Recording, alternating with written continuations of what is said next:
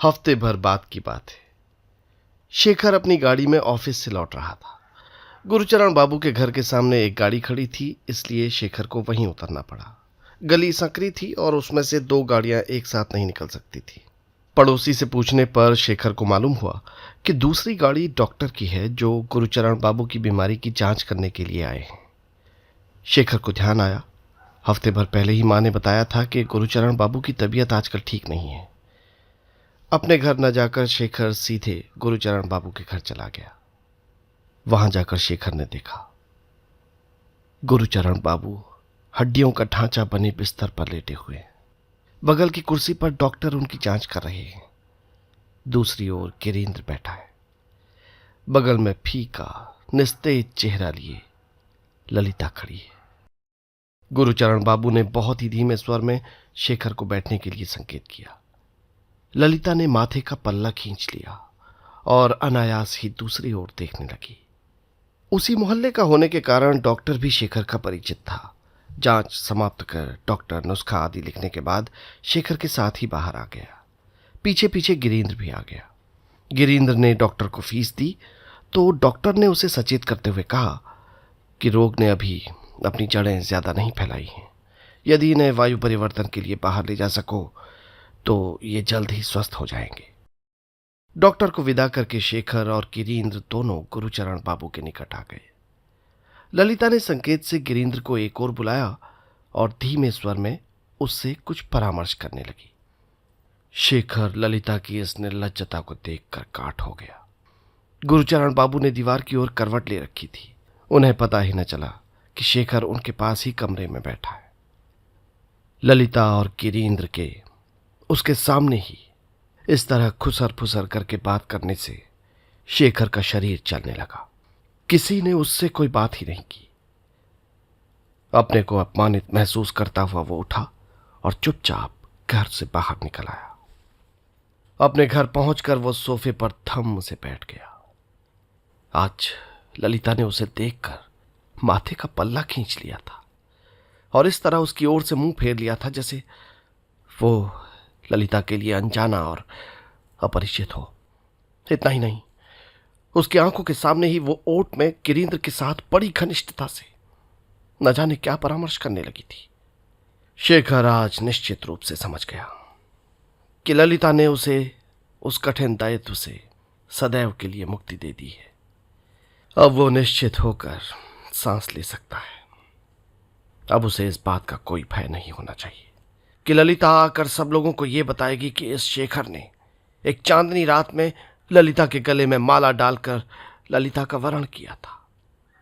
आज ललिता ने स्वयं शेखर को यह दिखा दिया है कि गिरीन्द्र शेखर से कहीं अधिक उसका अपना हो गया है और अब शेखर उसका कोई नहीं है, कुछ भी नहीं रहा है।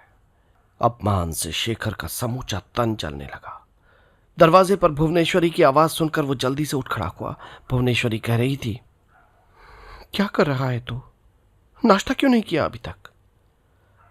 जल्दी से हाथ मुंह धो और नीचे आ। शेखर मुंह मोड़कर इतनी फुर्ती के साथ नीचे उतर आया कि भुवनेश्वरी उसका चेहरा न देख सकी। इधर कई दिनों से शेखर के मन में अनेक तरह की बातें अनेक तरह के रूप धारण करके उसे दिन रात तंग करती रहती थी। शेखर बहुत सोचता, लेकिन जो सबसे ज्यादा महत्वपूर्ण बात थी वो ही नहीं सोचता। और महत्वपूर्ण बात ये थी कि जो कुछ भी हो रहा है या हुआ है, इसमें वास्तविक दोष किसका है? क्या आज तक उसने कभी ललिता से कोई आशाजनक बात कही या ललिता को कभी कुछ कहने का अवसर दिया? इस कल्पित डर से कि कहीं ललिता उस रात की बात बताकर उसे सबके सामने नीचा न कर दे, वो ललिता से कतराने लगा था और सारा दोष ललिता के मत्थे मढ़कर सब बातों के लिए उसी को दोषी मानकर वो क्रोध, ईर्ष्या, मिथ्याभिमान और अपमान की आग में जलकर राख हो रहा था। संसार में अधिकांश पुरुष शायद स्त्रियों के संबंध में इसी प्रकार विचार किया करते हैं और इसी प्रकार जलकर राख होते रहते हैं। तिल तिल जलते शेखर के इसी तरह 6-7 दिन निकल गए।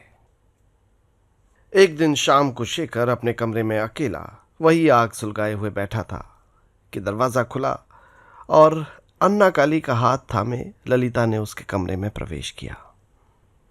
शेखर के संभलने से पहले ही अन्ना काली ने कहा, शेखरदा, हम दोनों तुम्हें प्रणाम करने आए हैं।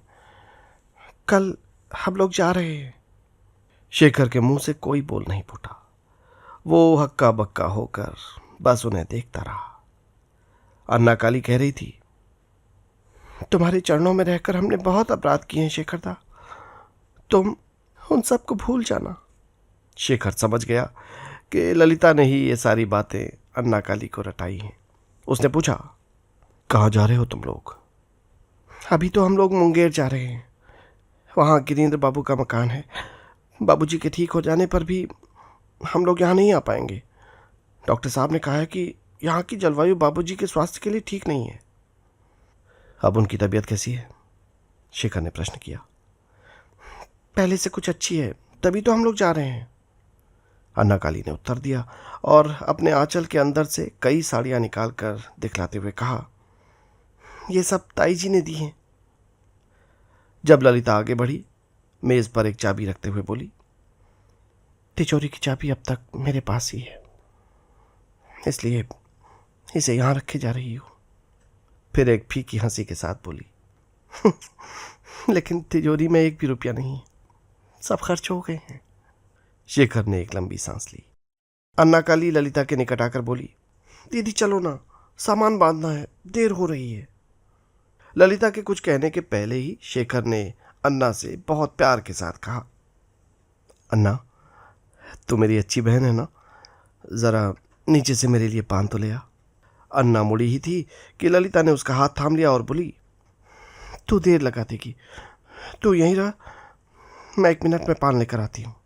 और कमरे से बाहर हो गई। थोड़ी देर बाद वो पान लेकर लौटी और अन्ना काली को पकड़ाकर एक और चुपचाप खड़ी हो गई। अन्ना काली ने पान शेखर को दे दिया। शेखर ने चुपचाप उसे ले लिया और उसी तरह मूर्ति की तरह बैठा रहा। अब चलूंगी शेखरदा, कहते हुए अन्ना काली ने शेखर के निकट आकर जमीन से सिर छुआकर उसे प्रणाम किया। ललिता जिस जगह खड़ी थी वहीं से उसने जमीन पर अपना माथा लगाकर शेखर को प्रणाम किया और अन्ना काली का हाथ पकड़कर धीमे सधे कदमों से बाहर आ गई। शेखर अपना दम और आत्मसम्मान लिए उसी तरह स्तब्ध बैठा रहा। उसका चेहरा रक्तहीन हो गया था। ललिता शेखर से अंतिम विदा लेने आई थी। उसे शेखर से जो कुछ भी कहना था वो उसने बिना कुछ कहे कह दिया था। सत्य ये था कि ललिता चाहती ही नहीं थी कि कोई बात उठे और उसे कुछ कहना पड़े, इसीलिए वो अन्ना काली को अपने साथ लाई थी। कोई शिकायत किए या उलाहना दिए बिना वो चुपचाप चली गई और शेखर को हमेशा के लिए परास्त कर गई थी। पराजित शेखर उसी तरह न जाने कब तक संज्ञा शून्य बैठा रहा। गुरुचरण बाबू के स्वास्थ्य की टूटी नैया मुंगेर की जलवायु में भी इस योग्य न हो सकी कि वे और अधिक यात्रा कर सकें। साल भर तक बीमार रहने के बाद वो एक दिन महाप्रस्थान के पथ की ओर बढ़ गए। गिरीन्द्र को उनसे बहुत स्नेह हो गया था। उसने पूरी कोशिश की कि वे स्वस्थ हो जाएं, लेकिन उसकी सारी कोशिशें बेकार हो गईं। गुरुचरण ने अपने अंतिम समय में गिरीन्द्र का हाथ थामकर आंसू भरे नैनों से ये प्रार्थना की थी कि गिरीन्द्र उनके परिवार को मझधार में न छोड़ दे, वो उनके परिवार का एक सदस्य बन जाए ताकि वे परलोक में कष्ट न पाएं। गिरीन्द्र ने सच्चे मन से उन्हें वचन दिया था कि वो कभी भी उनके परिवार से विमुख नहीं होगा। गिरीन्द्र के इस वचन से गुरुचरण बाबू के तप्त हृदय को बहुत कुछ संतोष मिला था। उन्होंने बहुत शांति के साथ देह त्यागी थी। कलकत्ता वाले मकान में गुरुचरण कुछ किराएदार बसा गए थे। उन्हीं से एक दिन भुवनेश्वरी और शेखर को गुरुचरण बाबू के स्वर्गवासी होने की सूचना मिली। इधर शेखर के परिवार में भी एक दुर्घटना हो गई थी। उसके पिता नवीन चंद्र का सहसा देहांत हो गया। शोक संतप्त भुवनेश्वरी दुख से विह्वल होकर काशी चली गई और गृहस्थी का भार बड़ी बहू पर छोड़ गई। वो उससे कह गई कि अगर सब कुछ ठीक ठाक रहा तो अगले साल आकर शेखर का विवाह कर देगी। ये नया संबंध नवीन चंद्र ने ही निश्चित किया था। यदि उनकी सहसा मृत्यु न हो जाती तो अब तक वे शेखर की शादी भी कर देते। लेकिन उनके आकस्मिक निधन के कारण यह कार्य साल भर के लिए स्थगित हो गया। साल पूरा होने पर लड़की वाले आए और शेखर को आशीर्वाद देकर इसी महीने विवाह की तिथि निश्चित कर गए। वे लोग शेखर से हाथ जोड़कर प्रार्थना कर गए कि वो शीघ्र ही काशी जाकर अपनी मां को ले आए। खिन्न मन से शेखर काशी जाने की तैयारी करने लगा। अलमारी में से कपड़े निकालकर सूटकेस में रखते हुए उसे सहसा ललिता की याद आ गई। उसके ये सब काम ललिता बहुत निपुणता के साथ करती थी। उसके मुंह से एक लंबी सांस निकल गई। 3 वर्ष बीत गए थे उन लोगों को यहां से गए हुए। इस बीच गुरुचरण बाबू की मृत्यु की सूचना के अलावा उनका कोई भी अच्छा या बुरा समाचार उसे नहीं मिला था। उसने समाचार जानने का प्रयत्न भी नहीं किया था। जानकर करता भी क्या। ललिता ने तो उस शाम उससे अंतिम विदा ले ली थी। आज फिर सहसा उसके मन में यह ख्याल आया कि यदि पता चल जाता कि ललिता कहाँ है, कैसी है, उसकी घर गृहस्थी तो ठीक है ना, तो शायद उसे कुछ संतोष होता। गुरुचरण बाबू के मकान में जो किराएदार रहते थे वे भी मकान खाली करके कहीं और चले गए थे। 2 महीने से मकान खाली था। इसलिए जब सहसा ही पुरानी मेहरी ने दरवाजे के बाहर खड़ी होकर पुकार लगाई कि छोटे बाबू, आपको अन्ना काली की माँ जी ने बुलाया है, तो शेखर को बहुत आश्चर्य हुआ। कुछ ही क्षण पहले तो वो उन्हें याद कर रहा था। शेखर दरवाजे तक आ गया और आश्चर्य से बोला, अन्ना काली की माँ जी यहाँ कहाँ? मेहरी ने गुरुचरण बाबू के मकान की ओर हाथ उठाकर कहा, अपने घर में। वे लोग कल रात मुंगेर से आए हैं। अच्छा चलो। सूटकेस उसी तरह छोड़कर शेखर नीचे उतर आया। शाम रात में परिवर्तित होने वाली थी। जैसे ही शेखर ने गुरुचरण बाबू के मकान में कदम रखा, उसकी विधवा चाची जोर जोर से रोने लगी। शेखर दरी पर उनके पास ही बैठ गया और धोती की कोर से अपनी आंखें पोंछने लगा। वो आंसू गुरुचरण बाबू के लिए नहीं, उसके अपने पिता के लिए भी थे। अंधेरा बढ़ते ही ललिता आकर दिया जला गई। गले में आंचल डालकर उसने दूर से शेखर को प्रणाम किया और धीरे धीरे बाहर चली गई। शेखर उस पराई स्त्री को आंख उठाकर अच्छी तरह न देख सका। फिर भी कनखियों से जितना देख सका, उससे उसे यही लगा कि ललिता और भी लंबी और बहुत दुबली हो गई है। रोना धोना समाप्त कर गुरुचरण बाबू की विधवा स्त्री ने शेखर से यही कहा कि वो इस मकान को बेचकर मुंगेर में अपने जमाई के पास रहना चाहती हैं। शेखर के पिता की इच्छा थी कि वो इस मकान को खरीद लें। यदि इस समय उचित दाम देकर शेखर ये मकान खरीद ले तो एक तरह से बाहर वालों के हाथ न जाकर घर वालों के पास ही रहेगा। उन्हें भी ये दुख न होगा कि उन्होंने मकान बेच दिया है, और अगर भविष्य में कभी मुंगेर यहाँ आई तो 1-2 दिन उन्हें यहाँ रहने में किसी तरह का संकोच भी न होगा। शेखर ने यही कहकर उन्हें आश्वासन दिया कि वो माँ से पूछकर इस संबंध में हाँ या ना कह सकेगा।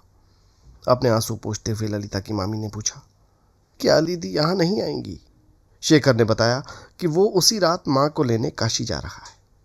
धीरे धीरे ललिता की मामी ने शेखर से उसके घर परिवार, उसकी शादी, उसकी होने वाली ससुराल और उसे मिलने वाले दहेज के संबंध में सारी जानकारी प्राप्त कर ली।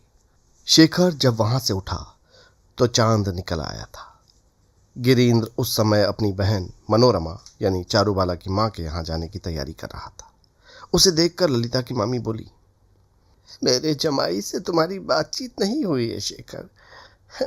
बहुत ही अच्छा लड़का है। आज के समय में ऐसा लड़का मिलना असंभव है। इस बात में तो मुझे रत्ती भर भी शक नहीं है, शेखर ने जल्दी से कहा। और रही बातचीत, वो तो मेरी कई साल पहले हो चुकी है।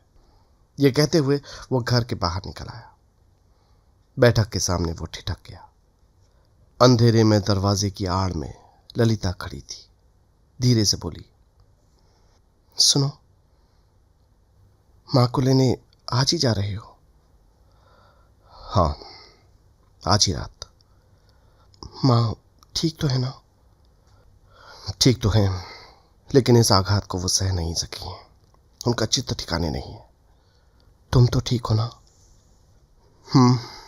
बिल्कुल, कहकर शेखर झटपट बैठक के बाहर आ गया। शेखर को रास्ते में ऐसा लगा जैसे ललिता के साथ खड़े होकर बातें करने से उसका सारा शरीर अपवित्र हो गया है। उसे अपने आप से घृणा होने लगी। घर पहुंचकर उसने किसी तरह सूटकेस पैक किया और सोफे पर लेट गया। गाड़ी में अभी देर थी। लेटे लेटे वो ललिता के विषय में सोचने लगा और अपने मन में घृणा के दहकते अंगारे भरने लगा। उसकी दृष्टि में ललिता धोखेबाज थी, उल्टा थी। उसकी मामी ने बात करते समय यह भी बताया था कि लड़की की शादी बहुत आनंदपूर्ण अवसर पर नहीं की गई थी, इसीलिए शेखर को निमंत्रण नहीं दिया गया था। वैसे ललिता ने तो बहुत कहा था कि तुम सब लोगों को निमंत्रण भेजा जाए। ललिता की ये धृष्टता आग का गोल चक्र बनकर शेखर के सारे शरीर को भस्म करने लगी। अपने विवाह से 10-12 दिन पहले शेखर मां को लेकर काशी से वापस आ गया। 3-4 दिन बाद एक सुबह मां मां की आवाज लगाता हुआ शेखर कमरे के अंदर घुसा तो ललिता को भुवनेश्वरी के साथ फर्श पर बैठकर कुछ काम करते देख वहीं ठिठक गया। ललिता जो कुछ कर रही थी उसने उस काम को रोक दिया और मुंह नीचा करके कालीन की ओर देखने लगी। भुवनेश्वरी ने पूछा, क्या है रे? शेखर इतना हड़बड़ा गया था कि वह काम ही भूल गया। बोला, कुछ नहीं, अभी रहने दो, फिर बात करूंगा। कहते कहते वो कमरे के बाहर निकल गया। ललिता का चेहरा तो उसे नहीं दिखाई दिया, लेकिन जाते समय उसकी दृष्टि ललिता के दुबले पतले हाथों पर जरूर पड़ गई। दोनों हाथ सूने थे, उनमें सिर्फ कांच की 2-2 चूड़ियां पड़ी हुई थी। शेखर तिरस्कार के भाव से हंसते हुए अपने आप से बोला, अच्छा ढोंग रचाया है। ये बात शेखर ने इसलिए कही थी क्योंकि उसे मालूम था कि गिरीन्द्र पैसे वाला है। ऐसे धनी व्यक्ति की पत्नी गहनों से न लद कर कांच की 2-2 चूड़ियां ही हाथ में डालती है, तो इसका मतलब यही है कि इस तरह ढोंग करके वो भुवनेश्वरी के मन में करुणा जगा रही है। ललिता जिस ओर बैठी थी उस ओर देखकर शेखर बहुत उपेक्षा के साथ हंसा। उसी शाम शेखर नीचे उतर रहा था और ललिता उसी मंद गति से ऊपर जा रही थी। ललिता को देखकर शेखर जल्दी जल्दी सीढ़ी उतरने लगा। ललिता एक और दीवार से सटकर खड़ी हो गई। शेखर जैसे ही उसके निकट आया उसने बहुत ही संकोच के साथ धीमे स्वर में कहा, सुनो, मुझे तुमसे कुछ बात करनी है। मुझसे? शेखर ने विस्मय के साथ पूछा। हाँ, तुमसे, ललिता ने मृदु स्वर में कहा। मुझसे तुम्हें क्या बात करनी है? शेखर ने जैसे उसे झिड़की दी और पहले से भी तेज कदमों से खट खट करता हुआ सीढ़ियां उतर गया। ललिता स्तब्ध खड़ी रही, पता नहीं कितनी देर तक, फिर एक गहरी सांस छोड़कर ऊपर चली गई। दूसरे दिन शेखर अपने दीवान खाने में बैठा अखबार पढ़ रहा था कि उसने देखा गिरीन्द्र अंदर आ रहा है। शेखर को बहुत आश्चर्य हुआ। गिरीन्द्र ने हाथ जोड़कर उससे नमस्ते की और पास पड़ी कुर्सी पर बैठ गया। शेखर ने नमस्ते का उत्तर दिया और अखबार मोड़कर एक ओर रख दिया। वो उत्सुकता से गिरीन्द्र की ओर देखने लगा कि गिरीन्द्र क्या करने आया है। कुछ क्षण चुप्पी के बाद गिरीन्द्र ने एकदम बात छेड़ दी। कहने लगा, माफ कीजिएगा, मैं आपको सुबह सुबह तकलीफ देने आया हूँ। देखिए, काम बहुत ज़रूरी था इसलिए मुझे आना पड़ा। मेरी सास जी ने आपसे उस शाम एक बात की थी, आपको याद होगा। वो अपना मकान बेचना चाहती हैं। उन्होंने संदेशा भिजवाया है कि अगर आप जल्दी ही कुछ इसकी व्यवस्था कर दें तो बड़ी कृपा होगी। वे इसी महीने मुंगेर लौटना चाहती हैं। शेखर को गिरीन्द्र को देखकर बेचैनी होने लगती थी और आज तो ये स्वार्थवश आया था, इसलिए उसकी बातें उसे बिल्कुल अच्छी नहीं लगी। शेखर ने बहुत ही रूखे स्वर में गिरीन्द्र से कहा, देखिए, आप जो भी कह रहे हैं सब ठीक है, लेकिन पिताजी के न रहने पर अब बड़े भैया ही असली मालिक हैं। आप उन्हीं से सब कहिए। ये बात तो हम सबको मालूम है, गिरीन्द्र ने मुस्कुरा कर कहा, लेकिन मेरी प्रार्थना थी कि अगर आप ही भैया से कहें तो ठीक होगा, वे मान जाएंगे। शेखर के स्वर का रूखापन कम नहीं हुआ। वो उसी तरह बोला, आपके कहने से भी भैया मान जाएंगे। उस तरफ के अभिभावक आप हैं, हमारी तरफ के अभिभावक भैया हैं। मैं तो बीच में कहीं नहीं आता। गिरीन्द्र ने कुछ सोचते हुए कहा, देखिए, अगर मेरे कहने से ही समस्या सुलझ जाए तो मैं भी कह सकता हूँ, लेकिन कल दीदी कह रही थी कि अगर आप इस काम को हाथ में ले लें तो ये काम आसानी से हो जाएगा। शेखर अब तक दीवान पर अधलेटा हुआ लापरवाही से बात कर रहा था। अब वो ठीक बैठ गया और बोला, कौन दीदी? ललिता दीदी। गिरीन्द्र ने उसी सहज भाव से कहा, दीदी कह रही थी कि शेखर का सिर चकराने लगा। आगे का एक भी शब्द उसके कान में नहीं पड़ा। हदबुद्धि की तरह वह मूढ़ दृष्टि से गिरीन्द्र की ओर देखने लगा। गिरीन्द्र चुप हो गया। सहसा शेखर ने प्रश्न किया, मुझे इस तरह पूछने के लिए क्षमा कीजिएगा गिरीन्द्र बाबू, लेकिन क्या आपका विवाह ललिता के साथ नहीं हुआ है? गिरीन्द्र ने दांतों तले जीभ दबा ली और बोला, राम राम, ये क्या बात कह रहे हैं आप? आप तो उनके घर में सभी को जानते हैं।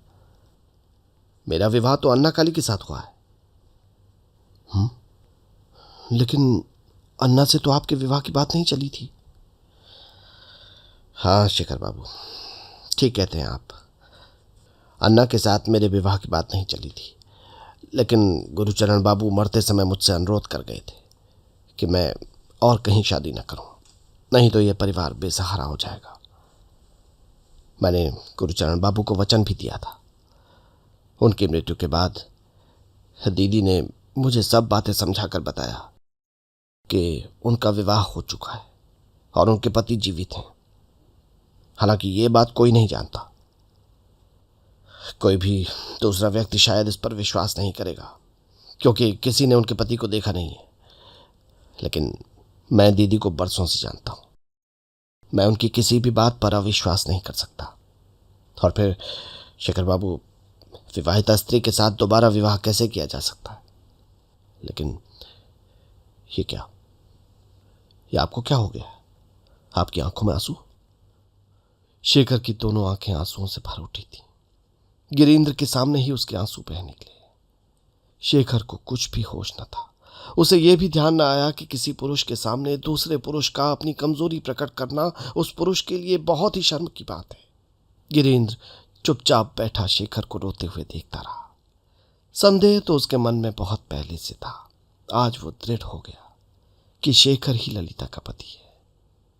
शेखर ने आंसू पोंछे और भर्राए स्वर में कहा, लेकिन गिरीन्द्र बाबू, आप तो ललिता से प्यार करते थे। गिरीन्द्र के खिले हुए चेहरे पर अवसाद की एक हल्की सी छाया आ गई, किंतु शीघ्र ही वो मुस्कुराने लगा। फिर रुक रुक कर सोचते हुए कहने लगा, इस सवाल का जवाब देना आवश्यक नहीं है शेखर बाबू। और फिर जैसा मैं अभी अभी कह चुका हूं, कोई किसी को कितना भी प्यार क्यों न करे, वो जानबूझकर किसी विवाहिता स्त्री से, किसी और की अमानत से विवाह नहीं कर सकता। खैर, जाने दीजिए। मैं उम्र में छोटा हूं। अपने से बड़ों के संबंध में इस तरह की चर्चा करना मेरे लिए उचित नहीं है। ये कहते हुए उठ खड़ा हुआ और चलते हुए बोला, शेखर बाबू, मेरे अनुरोध की रक्षा कीजिएगा। हो सके तो बड़े भैया से बात कीजिएगा। मैं फिर आऊंगा। नमस्कार। निर्विकार भाव से वो बाहर चला गया। शेखर पहले दिन से ही गिरीन्द्र के प्रति अपने मन में विद्वेष और तिरस्कार का भाव रखता आया है। अब तक तो उसका ये विद्वेष और तिरस्कार तीव्र घृणा में परिवर्तित हो गया था, किंतु आज इसी गिरीन्द्र के दीवान खाने से जाते ही शेखर दीवान से उठकर खड़ा हुआ और जिस स्थान पर गिरीन्द्र बैठा हुआ था उस पर सिर झुकाकर बार बार इस देवतुल्य नवयुवक को नमस्कार करने लगा। व्यक्ति चुपचाप कितना बड़ा त्याग कर देता है और किसी को बताता तक नहीं। किस तरह हंसते हंसते अपने दिए गए वचन का पालन करता है, चाहे ऐसा करने में उसे कितनी ही तकलीफ क्यों ना हो। ये बात शेखर ने आज अपने जीवन में पहली बार देखी।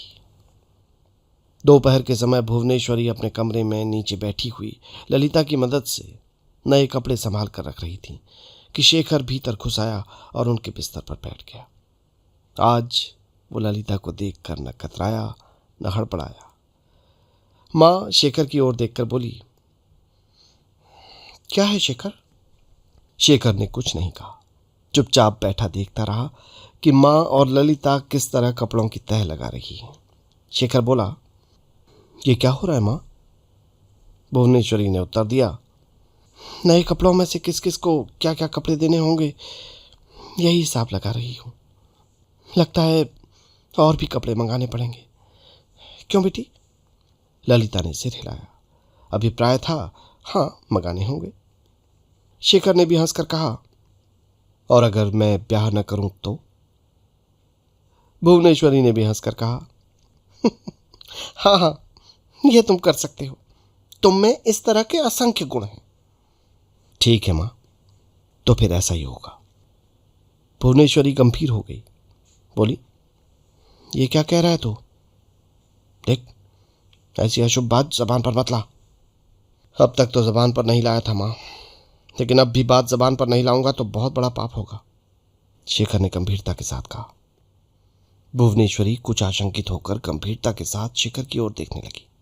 शेखर ने कहा, मां, तुमने अपने इस नालायक लड़के के बहुत से अपराध क्षमा किए, तुम्हें मेरा ये अपराध भी क्षमा करना होगा। सच मां, मैं ये शादी नहीं कर सकूंगा।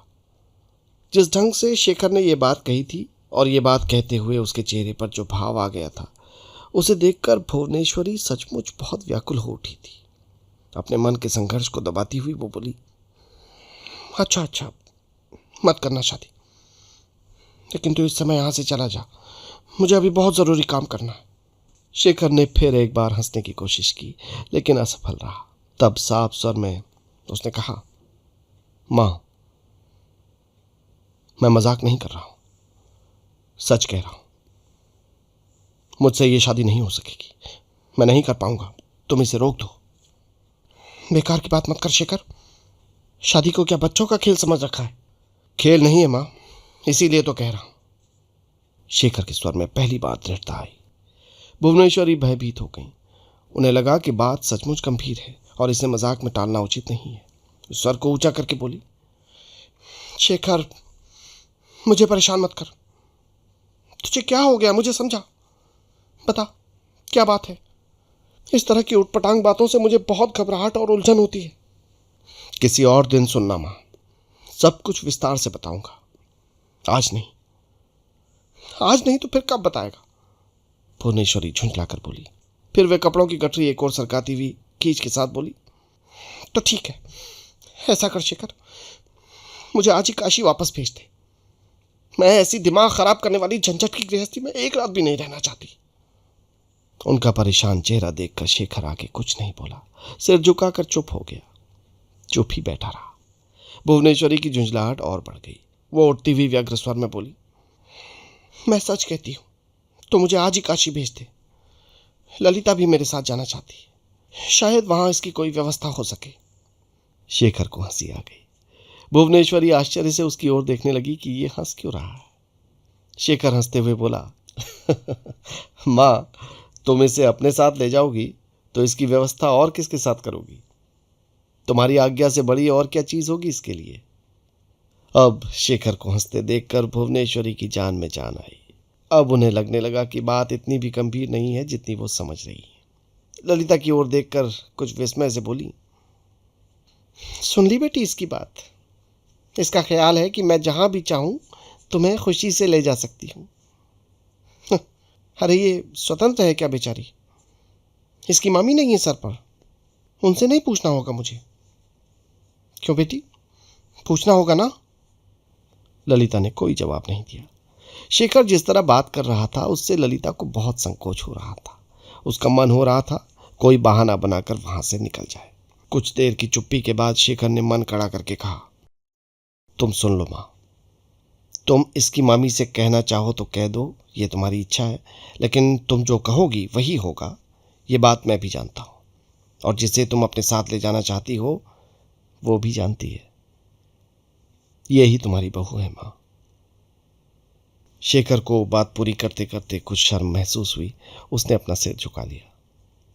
भुवनेश्वरी आश्चर्य से शांत हो गई। इतनी गंभीर प्रकृति का लड़का शेखर अपनी मां के साथ किस तरह का मजाक कर रहा है। शेखर के चेहरे पर अपनी दृष्टि गड़ाते हुए उन्होंने प्रश्न किया, तूने क्या कहा अभी? ये कौन है मेरी? शेखर ने सिर ऊपर नहीं उठाया, लेकिन चुप्पी भी नहीं साधी। कुछ संभल कर सधे स्वर में शेखर धीरे धीरे बोलने लगा, बता तो दिया मां, ये ललिता तुम्हारी बहू है। आज से नहीं, बल्कि 4 साल से भी ऊपर हो गए, और तुम सचमुच ही इसकी सास हो। मां, मैं अभी और ज्यादा कुछ नहीं कह सकूंगा। पूरी बात तुम अपनी बहू से ही पूछ लो, ये बता देगी तुम्हें। शेखर ने ललिता की ओर दृष्टि डाली और देखा कि ललिता इस बीच उठ खड़ी हुई है। सिर पर पल्ला रखकर मां को प्रणाम करने के लिए ललिता आगे बढ़ रही है। शेखर भी उठकर ललिता के पास आ गया और उसकी बगल में खड़ा हो गया। दोनों ने एक साथ भुवनेश्वरी के चरणों में सिर रखकर उन्हें प्रणाम किया। इसके बाद शेखर अपने आवेग पर लज्जित हो झेंपता हुआ कमरे से बाहर निकल गया। भुवनेश्वरी की आंखों में प्रसन्नता के कारण आंसू बहने लगे। वो सचमुच ललिता को बहुत प्यार करती थी। भुवनेश्वरी देवी ने आगे बढ़कर अपना भारी संदूक खोला और अपने सब गहने बाहर निकाले। एक एक गहना ललिता को धीरे धीरे पहनाते हुए वो बहुत प्यार के साथ उससे बातें करती जा रही थी। बातें करते हुए उन्होंने शेखर और ललिता के बीच हुई एक एक बात जान ली। प्रसन्नता के अतिरेक के कारण भुवनेश्वरी ने ललिता को अपनी छाती से लगा लिया और उसका मस्तक चूमती हुई बोली, इसीलिए गिरीन्द्र ने अन्ना काली से शादी की? ललिता ने धीमे स्वर में कहा, हाँ मां, जब मैंने गिरीन्द्र से कहा कि मेरा विवाह हो चुका है, तो उन्होंने बिना कोई प्रश्न किए चुपचाप मेरी बात पर विश्वास कर लिया। मैंने गिरीन्द्र से कह दिया था कि मेरा विवाह हो चुका है। मेरे पति मुझे स्वीकार करें या न करें, ये उनकी इच्छा है, लेकिन वे हैं जरूर। भुवनेश्वरी ने प्यार से ललिता के सिर पर हाथ फेरते हुए कहा, हाँ बेटी, जरूर है। मैं आशीर्वाद देती हूं, तेरे पति दीर्घ जीवी हो। लेकिन ठहर तो बेटी, मैं अविनाश को तो खबर कराऊं कि शेखर की बहू बदल गई है। भुवनेश्वरी हंसती हुई बड़े लड़के के कमरे की ओर बढ़ी।